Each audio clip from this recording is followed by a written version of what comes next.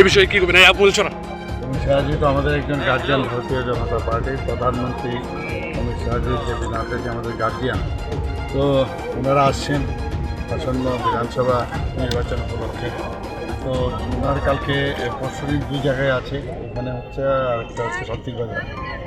তো আমাদের যে নির্বাচনী যারা প্রতিদ্বন্দ্বিতা করছেন তাদেরকে উৎসাহিত করার জন্য